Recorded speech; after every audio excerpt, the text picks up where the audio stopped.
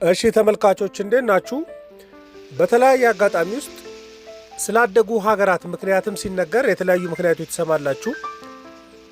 ኢኮኖሚያቸው ኮላፕስ ስላደረገ ስለወደቀ ሀገራትም ስትሰሙ የምትሰሟቸው ብዙ ምክንያቶች አሉ እና የአንድ ሀገር ኢኮኖሚ ዝም ብሎ በአንዴ ኦቨርናይት ኮላፕስ አያደርግም። በሂደት ነው ሊዳከም የሚችለው እና በሂደት የሚያዳክሙ ምክንያቶችን አንድ 5 ምክንያቶችን ዛሬ እናወራለን። እና የአንድም ሀገር ኢኮኖሚ ሲገነባ አንድ ምክንያት ላይ ብቻ አይገነባም።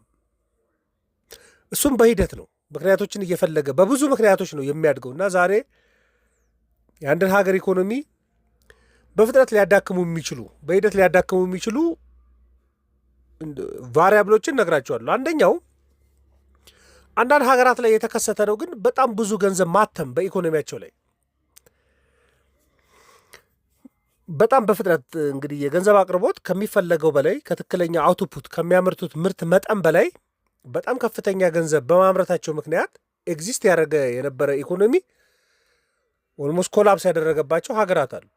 ለምሳሌ የዚምባብዌ ኬዝ ብዙ ጊዜ ይነሳል። 2008 ላይ በጣም ብዙ ገንዘብ ፕሪንት ያደረግ ነበር ለሚሊቴሪ ምክንያቱም በጣም በብዙ ምክንያቶችም ፕሪንት ያደረግ ነበር እና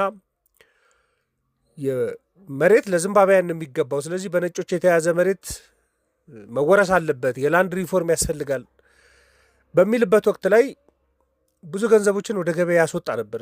በአንድ ኖት ላይ እስከ 100 ትሪሊየን የዚምባብዌ ዶላርን ፕሪንት ያደርግ ነበር እና በሂደት ኢኮኖሚውን ለኮላፕስ እንደገፋው ነው የሚነገረው። ስለዚህ ከፍተኛ ገንዘብ ማተም እንደዚያ ተጽዕኖ ይፈጥራል። ይሄ ዚምባብዌ ላይ ብቻ የተፈጠረ ምክንያት አይደለም። የጀርመንም በተመሳሳይ ነው። ጀርመንም አንደኛው ዓለም ጦርነት እንደተጠናቀቀ ዕዳዎቿን ለመክፈል በ1923 ላይ በጣም ከፍተኛ ማርከስ ታትም ነበር የጀርመን ገንዘብ ማለት ነው።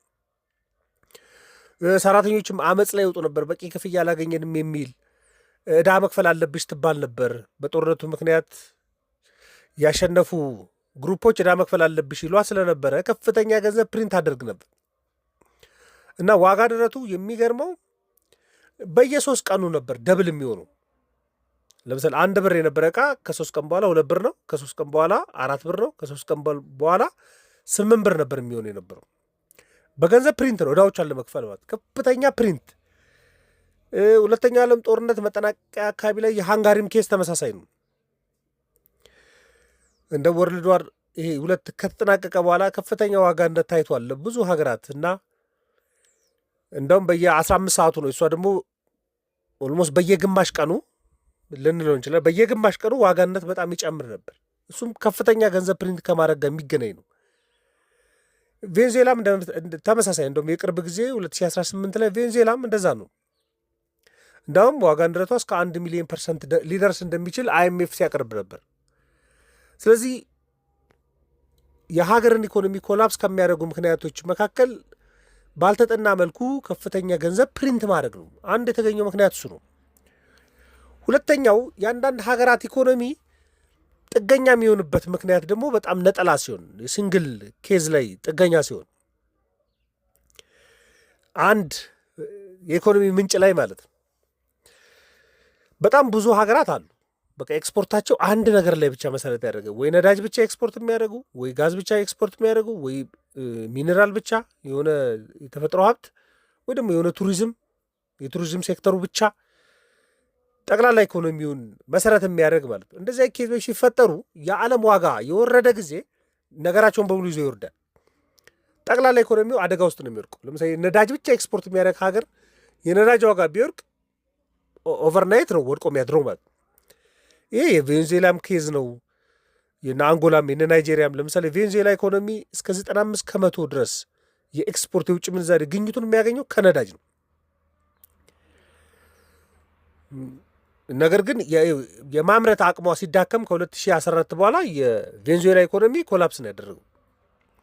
ምክንያቱም የመንግስት ገቢ ጠፋ፣ ኢምፖርት ለማድረግ በጣም ተቸገረች፣ እጥረት ነው በጣም የተስፋፋው፣ ኢንፍሌሽኑ ከሚችሉት በላይ ነው። ለምን በዓለም አቀፍ ደረጃ የነዳጅ አቅርቦት ሲቀንስ፣ እሷ የምታመርተው ሲቀንስ፣ እንዳውም በ1990ዎቹ እስከ 3.4 ሚሊዮን በርሜል በቀን ያመርት የነበረ ኢኮኖሚ በቀን 1 ሚሊዮን እንኳን ለማምረት በጣም የሚቸገር ነው የሆነው። ስለዚህ 95% ኢኮኖሚን ያጠቃቀው የሆኑ ሀገራቶች ከገዙኝ በሚል የነዳጅ ላይ ነው ማለት። ይህም ችግር ነው ለብዙ ሀገራት ኮላፕስ ለመሆን። ናይጄሪያም ተመሳሳይ ነው። የናይጄሪያም ኢኮኖሚ ነዳጅ ላይ ያለው ጥገኝነት በጣም ከፍተኛ ነው። እስከ 90% የሚሆነውን የውጭ ምንዛሬ ግኝቱን የሚያገኘው ነዳጅ በመላክ ነው። ድፍድፍ ነዳጅ በመላክ ማለት ነው። ስለዚህ በዓለም አቀፍ ሁኔታ ዋጋ ከቀነሰ አሁን 2014 2016 ድረስ ነዳጅ በጣም ቀንሶ ነበር። ዓለም አቀፍ ሁኔታ ላይ ነዳጅ ዋጋ መቀነሱ ናይራን የናይጄሪያ ገንዘብን በጣም በፍጥነት ነው የቀነሰው። የውጭ ምንዛሬ ግኝቷን ነው ያሳጣው። ኢኮኖሚ እድገቷንም በሙሉ በአፍሪካ ሁለተኛ የነበረውን ጠቅላላ ሀገራዊ ምርት የኢኮኖሚ አቅም ወርታች ነው ወረደው 4-5ኛ ላይ ነው ወሰዳት። አንጎላም ተመሳሳይ ነው። አንድ ነገር ላይ ጥገኛ ሲሆን ኢኮኖሚ ማለት ነው። አንጎላም አሁን ይሄ ድፍድፍ ነዳጅ ላይ ያላት ጥገኝነት ጨምሯል። እስከ 90% የሚያክለውን የኤክስፖርት የውጭ ምንዛሬ ግኝቷ ከነዳጅ የሚነሳ ነው። ነዳጅ ሲያድግ የነዳጅ ዋጋ ሲያድግ የአንጎላ ጠቅላላ ሀገራዊ ምርት ያድጋል። አሁን አንጎላ ተጠግታለች ወደ ጠቅላላ ሀገራዊ ምርቷን 6ኛ ምናምን ላይ መታለች በአፍሪካ። ነገር ግን የነዳጅ ዋጋ ደግሞ ዝቅ ሲል የዕዳ ጫናዋ ከፍተኛ ይሆናል። ምክንያቱም ነዳጅ ካልሸጠች ዕዳዋን መቀነስ አትችልም። ስራ አጥነቷ ከፍተኛ ይሆንባታል በአንዴ ማለት። የኢኮኖሚ እድገቷ በሙሉ ይቀንሳል። ይሄም በሂደት የአንድን ሀገር ኢኮኖሚ ዝቅ እንዲል የሚያደርጉ ምክንያቶች መካከል አንዱ የሚባለው ምንድን ነው? ጥገኝነት። አንድ ሪሶርስ ላይ ያለ በጣም ዳይቨርሲፊኬሽን፣ የኢኮኖሚ ዳይቨርሲፊኬሽን አለመኖር ማለት። ሶስተኛው እጅግ በጣም የበዛ ዕዳ ሲኖር፣ ዕዳ ጫና ውስጥ የትራፕ ውስጥ ማለት ነው፣ ዴት ትራፕ የሚባለው ውስጥ ሲገባ አንድ ኢኮኖሚ ቶክሲክ ነው የሚሆነው። በተለይ የውጭ ምንዛሬ ዕዳ ቶክሲክ ነው። ምክንያቱም ሀገራት አትመው የሚከፍሉት አይደለም። ይሄን ዕዳ የገዛ ብራቸውን አትመው ሊከፍሉ ይችላሉ። አትመው የከፈሉ ሀገራትም አሉ። በኋላ አንዳንድ ሀገራት እናወራለን። አትመው ዕዳቸውን አትመው የከፈሉ ግን የውጭ ምንዛሬ ዕዳ ግን ታትመው የሚከፈል አይደለም እና ለኢኮኖሚ ቶክሲክ ነው። በጣም የበዛ ዕዳ ማኔጅ ማይደረግ ታስታውሳላችሁ። 2022 ላይ የስሪላንካ ቤተ መንግስት ድረስ አመፅ በሙሉ ሲነሳ ማለት ነው። በቃ ለኢንፍራስትራክቸርም ለሌሎቹም የተወሰደ ዕዳ በሙሉ መክፈል ነው ያልቻሉት። ቱሪዝሙ የውጭ ምንዛሬ ግኝት ያገኝ ነበር፣ እሱ መክፈል አልቻለም ኢኮኖሚው። እንደውም ይሄ ጠቅላላ በቃ ብሔራዊ ዕዳ የመክፈል ያለመቻል ሂስትሪ ከተመዘገበባት ሀገር አንዷ መካከል ስሪላንካ ነች። ግሪክም በተለይ 2010 ላይ ከፋይናንሻል ክራይሲስ በኋላ ከ2008 ፋይናንሻል ክራይሲስ በኋላ ግሪክም እንደዚህ አይነት ነገር ተፈጥሮባታል። የዩሮ ዞን አባል ነች። በጣም ከፍተኛ በዝቅተኛ ወለድ በጣም ከፍተኛ ዕዳ ነበረባት። ዕዳ መኖሩ ሳይሆን ያለባትንም ዕዳ በመካድ ነው እንደውም የግሪክ ኢኮኖሚ ይነሳ የነበረው እና 2008 ላይ የነበረው ፋይናንሻል ክራይሲስ ሲመጣ በጣም ነው የጎዳት። ምክንያቱም ገንዘቧን እያዳከመች ኢኮኖሚ ማሳደግ አትችልም። ምክንያቱም የዩሮ ተጠቃሚ እስከሆነች ድረስ 20 ምናምን ወደ ኦልሞስት ወደ 20 ሀገራት የሚጠቀሙበት ገንዘብ ነው። ስለዚህ በራሷ መጨመር አትችልም። እንደ አውሮፓ ህብረት ብሔራዊ ባንክ ነው እንጂ የሚጨምረው። ስለዚህ ከረንሲዋን እንኳን እያዳከመች ዕዳዋን መክፈል የምችልበት ደረጃ ላይ አልነበረችም። ኦልሞስት 10 ዓመት የቆየ ፋይናንሻል ክራይስ ውስጥ ነበረች ግሪክ። ጠቅላላ የዩሮ ዞንን አብሮ ያዳክማል ተብሎ ሲሰጋ የነበረ ኢኮኖሚ ነው። ዛምቢያም በተመሳሳይ ቅርብ 2020 ላይ በተመሳሳይ ማለት ነው የኮቪድን ተከትሎ የመጀመሪያው ሀገር ነች እንደውም አፍሪካ ውስጥ ዲፎልት ውስጥ የገባች። በየአመቱ እያቃለሉ ስለሚሄዱ አንዴ ዕዳ የማይከፍሉበት አመት የመጣ ጊዜ በጣም ችግር ውስጥ ነው የሚገቡት እና ልክ ኮቪድ የመጣ ጊዜ ዕዳ መክፈል ያልቻሉ ብዙ ሀገራት አሉ። ግን የመጀመሪያዋ ዛምቢያ ነበር የነበረች። በጣም ከፍተኛ ዕዳ አለባት። ደግሞ ዕዳው የመጣው ከግል አበዳሪዎች፣ አሁን ኢትዮጵያ ከዩሮ ቦንድ አበዳሪዎች ዕዳ እንዳለባት ማለት ነው። ስለዚህ ችግር ነው የሆነው። ስለዚህ ከፍተኛ ዕዳ ትራፕ ውስጥ መግባትም በቃ ግራጁዋሊ የአንድን ሀገር ኢኮኖሚ ኮላፕስ የሚያደርግ ነው። አራተኛ የሚባለው ምክንያት ምንድን ነው? ለዋጋ ንረት የሚሰጡት ትኩረት ማለት ነው። በቃ ኢግኖር ማድረግ፣ ረጅም ጊዜ ዋጋ ንረትን ኢግኖር ማድረግ፣ በማይመለስበት ዋጋ ንረት ይቀንሳል በማይባልበት ምክንያት ለመቀነስ ረጅም ጊዜ መቆየት፣ እሱ በጣም አደገኛ ነው። ምክንያቱም ትልቅ ዋጋ ንረት ትንሽ ከፍ ሲል እያንዳንዱ ሰው ሳይኮሎጂካሊ የራሱን ውሳኔ ነው የሚወስኑ።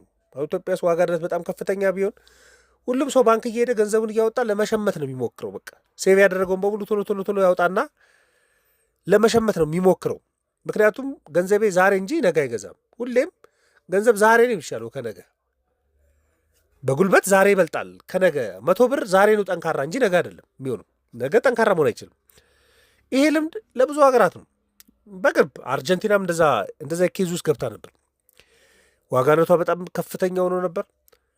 ስለዚህ ሰዎች ገንዘቦቻቸውን ፔሶን መጠየፍ ነው የጀመሩት። በአሜሪካ ዶላር ገንዘቦቻቸውን ለማጠራቀም ሲፈልጉ፣ ስለዚህ ከባንክ ያወጡና በብላክ እየሄዱ ፔሶ ይገዙበታል፣ የአርጀንቲናን ገንዘብ ይገዙበታል። እና ባንኮቹ ፔሶ አጡ። ባንኮቹ እኮ የሚንቀሳቀሱት በፔሶ ነው፣ በሀገሪቷ ገንዘብ ነው። እንደ 2023 እስከ 200% የሚሆን ባንኮች ካፒታሎቻቸውን በሙሉ አጡ። ሰው አወጣ ገንዘቡን እና በየብላክ ወደ ዶላር ለወጠና ይዞ ቁጭ አለ። ዋጋ ንረትን ማኔጅ ያደርጉበት መንገድ